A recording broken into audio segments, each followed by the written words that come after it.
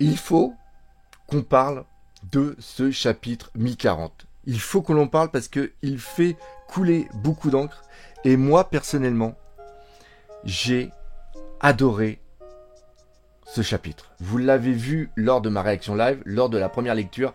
J'ai été totalement hypé par ce chapitre. J'ai tellement été hypé que j'ai loupé la case avec Zoro, qui est quand même une case assez importante. Mais surtout, elle vient répondre et donner quelques justifications à certaines craintes que j'avais sur la gestion de la puissance dans One Piece. Tel que j'ai lu et tel que j'ai analysé le chapitre 1039, j'étais persuadé qu'on arrivait à la fin du combat de Big Mom versus Law et Kid. Pourquoi ? Parce que Eiichiro Oda a toujours l'habitude de nous mettre les combats secondaires, de les résoudre en un seul chapitre. Et tel qu'a été dessiné la dernière case du chapitre 1039, je voyais la victoire de Law et Kid sur Big Mom. Et là, vous me direz, oui, mais le doc, dans le chapitre 1040,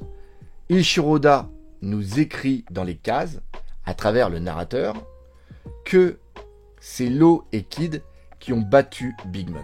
Sauf que moi, tel que j'analyse ce chapitre, ce n'est pas du tout le cas. Alors, certes, j'ai toujours des problèmes avec l'endurance de Law et de Kid face à Big Mom, qui est c'est un monstre. Si il n'y avait pas eu les bombes, Big Mom serait toujours vivante. Elle est toujours peut-être vivante d'ailleurs, même dans le trou, mais c'est elle qui aurait gagné ce combat. Alors je sais qu'il y en a certains qui vont gueuler et qui sont peut-être en train d'écrire de commentaires en me disant « Le doc, t'as rien compris, arrête d'être un putain de fanboy de Eiichiro Oda ». Si vous suivez mes vidéos depuis pas mal de temps, vous savez que je remets assez souvent en question la narration d'Eiichiro Oda, et quand j'ai des doutes, j'essaye de trouver des justifications.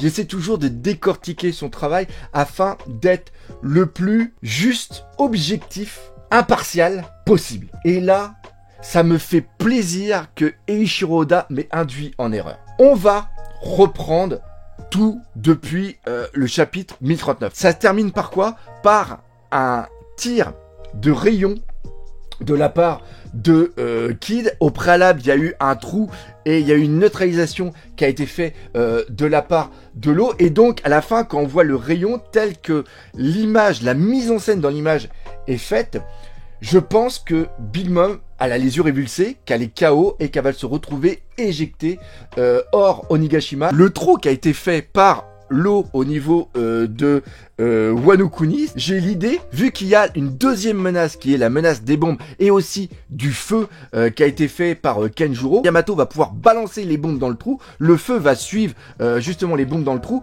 et les bombes vont exploser et la deuxième menace va être neutralisée. Sauf que ce n'est pas du tout le cas. Premièrement, Eiichiro Oda décide de continuer le combat malgré qu'il ait consacré un chapitre entier dans le 1039. Ce chapitre, c'est pas seulement que une ou deux pages dans le 1040, c'est encore une fois la majorité de ce combat qui est ici. Big Mom, quand elle reçoit le rayon, d'ailleurs c'est un rayon laser, c'est plus un rayon électromagnétique. Rayon électromagnétique, c'est quand on envoie un objet à une certaine vitesse par rapport à une polarisation qui reprend bien la technique que peut mettre en place Kid par rapport à ce que l'on sait de son fruit du démon et aussi de son éveil. Là par contre, c'est un rayon laser, c'est-à-dire que c'est une impulsion continue d'énergie. Et comme je vous l'ai dit, les seuls qui arrivent à faire ça, ça va être Vegapunk, à travers les recherches qu'il a fait,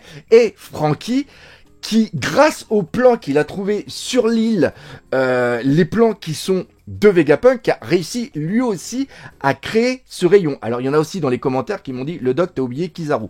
Je pense que c'est d'ailleurs par rapport au rayon laser de Kizaru que Vegapunk, l'utilisation de son fruit du démon, que Vegapunk, en gros il a pris l'ADN du fruit du démon en gros on va faire simple, c'est-à-dire qu'on sait qu'il a réussi à faire le fruit du démon qu'a mangé Momonosuke grâce à l'ADN de Kaido, donc on peut imaginer qu'il a utilisé la même technologie en prenant l'ADN de Kizaru pour créer justement ces armes laser qu'il a mis dans le PX et qui après bien sûr Franky a lu. Pour créer un rayon laser il faut une putain d'énergie et je ne sais pas grâce à son fruit du démon comment Kid peut faire ça. Pour moi c'est l'un des défauts de l'attaque de Kid. Je n'ai pas de base scientifique pour pouvoir expliquer ce pouvoir. Et là il y en a encore qui vont me dire oui mais le doc t'es complètement con, on est dans un manga donc c'est comme ça, point barre. Non, il y a un truc qui s'appelle la suspension d'incrédulité. C'est-à-dire que même si c'est un monde imaginaire que Ishiroda a créé, il est quand même régi par certains codes qui ne peuvent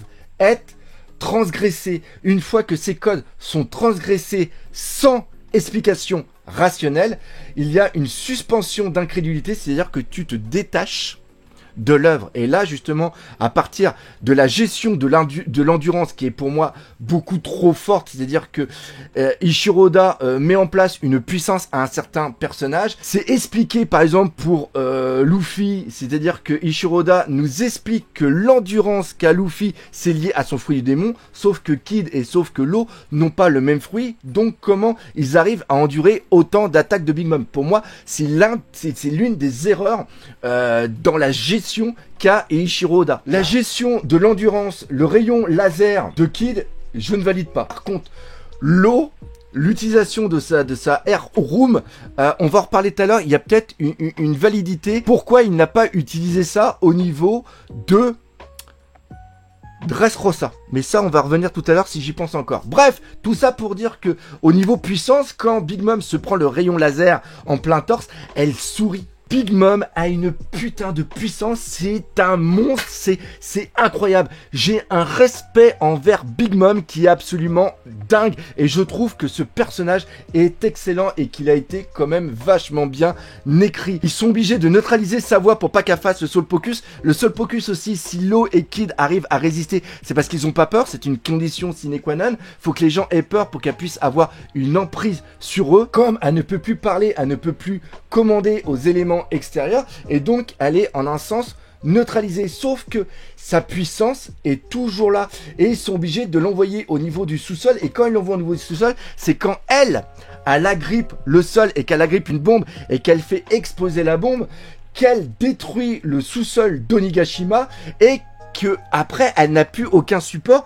et donc qu'elle tombe dans le trou qui a été fait au préalable par Law et son Odachi géant dans le sol de Wano Kuni. Et si vous remarquez bien, moi c'est un truc que j'ai pas vu à la première lecture, j'étais totalement à l'ouest, ni à la deuxième, ni à la troisième, mais à la quatrième, quand j'ai commencé un petit peu à décortiquer case par case pour essayer de trouver quelques petites choses, eh bien ce qu'elle se prend dans la gueule, ce n'est même pas les bombes qu'on a pu voir au niveau du sous-sol de Nigashima, mais c'est carrément une bombe aussi, mais une sorte de bombe qui fait penser aux bombes qu'il y avait au niveau de Hiroshima et de Nagasaki. Il faut savoir que Ishiroda avait déjà fait une référence par rapport aux bombes nucléaires qui ont explosé au Japon durant la Seconde Guerre mondiale. La province de Kuri qui est carrément une sorte de désolation et on voit une désolation avec un tori qui est debout et ça reprend une photo célèbre de Hiroshima après l'attaque avec la bombe nucléaire. Donc il y avait déjà une référence ici.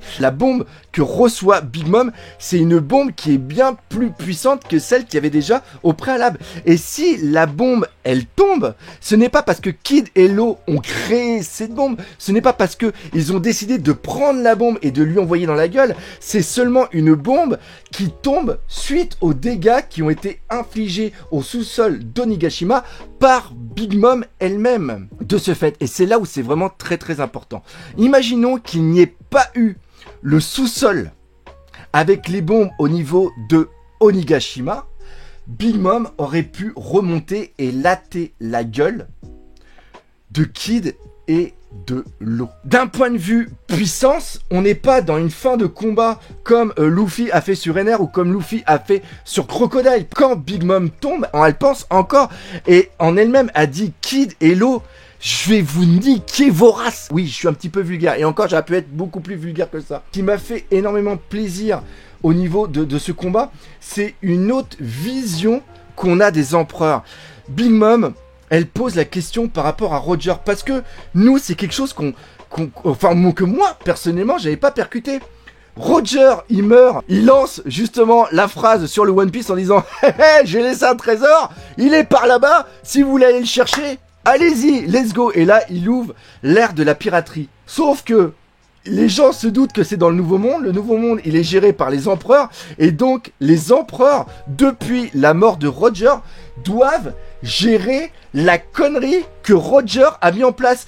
Peut-être même pour un trésor qui n'existe pas. Alors nous, on a lu, justement, on a vu le flashback de Nen, on sait que One Piece existe, mais Big Mom, elle se pose encore des questions. Elle a dit, mais Roger, c'est bien beau d'avoir fait ta connerie comme tu l'as fait, mais t'aurais peut-être pu nous mettre au courant, parce que nous, maintenant, on doit gérer ta connerie. Si Kaido, lui, il est vachement content, lui, il est hyper heureux, lui, il veut crever, il veut trouver quelqu'un qui va être assez fort pour le tuer, et en se disant tiens, si Roger envoie ça, il va avoir des pirates qui vont venir et comme ça je vais pouvoir les tester et peut-être qu'il va en avoir un qui va me niquer la gueule. Sauf que plus de 20 ans plus tard, c'est toujours pas arrivé. Et donc ce qui se passe, c'est que elle, Big Mom, c'est pas ce qu'elle veut. Rappelez-vous, le rêve de Big Mom, c'est créer le monde que voulait Mother Caramel, un monde où tout le monde peut vivre heureux, quelle que soit sa race, sa religion, enfin, quelle que soit son appartenance. Alors, certes, elle le fait d'une manière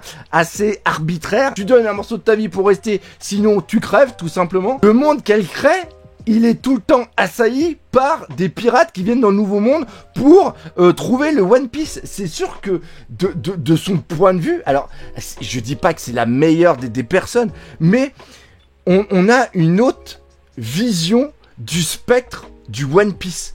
C'est-à-dire que là, pour l'instant, nous, qu'est-ce qu'on avait? On avait seulement que le spectre de partir à l'aventure, trouver des mondes, et c'est ça que j'aime. C'est-à-dire que à travers cette phrase, on a une ouverture des mentalités sur le monde qui est One Piece. Le monde de One Piece n'est pas un monde manichéen.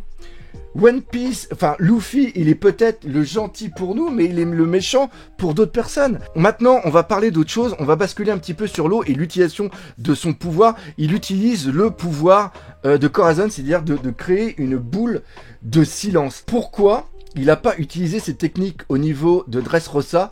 Car à travers la symbolique, combattre Doflamingo avec des techniques de son frère, ça serait un truc absolument magnifique.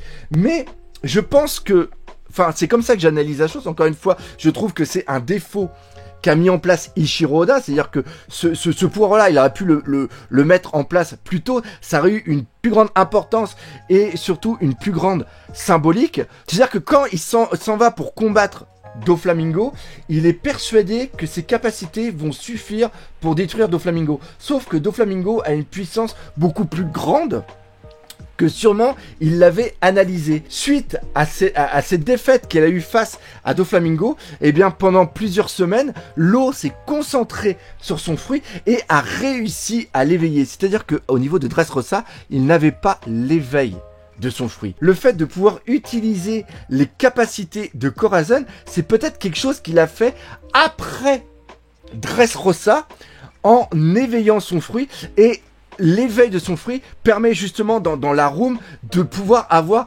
plus d'interactivité et de pouvoir plus créer de choses. C'est-à-dire qu'il peut peut-être gérer quelque chose par rapport au son, et on l'a vu par rapport au métabolisme, même par rapport à l'ADN, par rapport aux choses, comment elles sont créées. On va parler aussi d'autre chose, parce que je suis dans plein de trucs dans ma tête. C'est le chose que j'avais pas du tout vu, c'est tout simplement Zoro qui tombe complètement inanimé, il est rempli de sang, il est impossible qu'il meure, et d'ailleurs ça c'est un autre gros défaut de Eiichiro Oda. Franchement, je vous le dis ici, hein, si il n'y a pas des morts à la fin de Wano Kuni, il va vraiment avoir un manque de saveur. un manque de saveur. Et même si on a parmi vous qui vont dire oui, mais dans ASBS, il a expliqué que la mort, il n'aimait pas par rapport à sa grand-mère qui disait que l'important c'est la vie, tout ça. Il a grandi depuis et il a dit dans une interview que justement sa relation avec la mort avait changé le fait de vieillir et de côtoyer aussi des personnes qui meurent. Les personnes qui meurent font partie de la vie. Complètement débile ce que je viens de dire. Mais enfin bref, vous avez compris un petit peu la logique de la chose. Il faut qu'il y ait des morts. Il faut qu'il y ait des... Pas dans les méchants, hein, Kenjuro. D'ailleurs, Kenjuro avec le feu qui est parti. Ça aussi, c'est cette gestion un petit peu de la représentation de Kenjuro à travers les flammes qui, elles, sont mortes par la déflagration justement des bombes dans le sous-sol. C'est un petit, voilà, c'est quelque chose qui devait être une grande menace. Ça fait un petit peu comme une sorte de pétard mouillé. Rien ne peut être parfait. Je l'avoue. Rien ne peut être parfait. Mais si à travers tout ce qui se sont pris, la plupart des fourreaux rouges et même la totalité des fourreaux rouges sont toujours vivants. Je veux dire que là, on leur a vraiment fait une croix dessus. Là, on aurait vraiment fait une croix dessus sur la gestion de la mort dans One Piece. On peut dire, ouais, non, mais en plus, ça enlèverait tout parce que on aurait plus d'angoisse sur la suite, quoi. Voilà, donc voilà. Allez, on passe. Allez, on passe. Zoro se retrouve là. On sait qu'il va s'en sortir. En un sens, ça, tu vois, c'est peut-être passé à travers parce que peut-être que je l'ai lu inconsciemment, mais dans un sens, mon cerveau a dit, non, mais vas-y, Balek. Zoro, de toute façon, il a 150 litres de sang, donc il va s'en sortir. Il a 15 fois plus d'os que les autres, donc même si on a qui pète, ça va se ressouder facilement. Y a pas de souci. Ce chapitre One Piece, franchement, je l'ai apprécié. Quand tu le prends comme pour ce que c'est, hein, à la base, c'est un divertissement et une histoire qu'on nous raconte. Franchement, c'est nickel. Maintenant, va savoir ce qu'il nous prépare avec Zunisha. J'en ai déjà parlé au préalable dans plein de vidéos. Je vais pas vous refaire un speech ici. À la rigueur, Ichiroda va peut-être même pas nous en parler tout de suite. On en parlera plus tard, mais j'espère encore une fois que là, il va y avoir un truc. Mais encore une fois, là, si, le petit truc que j'aime pas, tu vois, Ichiroda, quand il est au niveau de Zu, il nous dit, oui, Zunisha, il marche depuis plus de 1000 ans. Donc là, dans ta tête, tu dis, ok, si il erre dans le monde depuis plus de 1000 ans, c'était avant le siècle oublié. Et là, il nous lâche une bombe en nous disant ouais, mais ce qui s'est passé, c'est peut-être pendant le siècle oublié. C'est pas gentil, Ichiroda. C'est pas gentil. Il y a quand même pas mal de hype sur les prochains chapitres. Voir comment va être résolu le combat de Luffy contre Kaido. Voir ce qui va se passer avec le CP0, Robin, le gouvernement qui arrive, tous les autres trucs. Encore plein de choses qui vont nous arriver dans les dents. Encore une fois, j'espère que vous aurez apprécié cette critique analyse qui était un petit peu bizarre, un petit peu partie en live, mais j'ai voulu vraiment me poser pour qu'on puisse en parler ensemble vraiment tranquillement. J'espère que vous aurez bien aimé cette vidéo. Si c'est comme d'habitude, n'hésitez pas à partager, laissez des pouces bleus, je le dis, ça peut être sympa, abonnez-vous aussi, comme j'ai dit, j'ai toujours la petite optique des 150 000 pour la fin de l'année, amusez-vous, régalez-vous, profitez de la vie, mais surtout, on n'oublie pas le principal, One Piece, c'est la vie. Allez, salut mes Nakamas.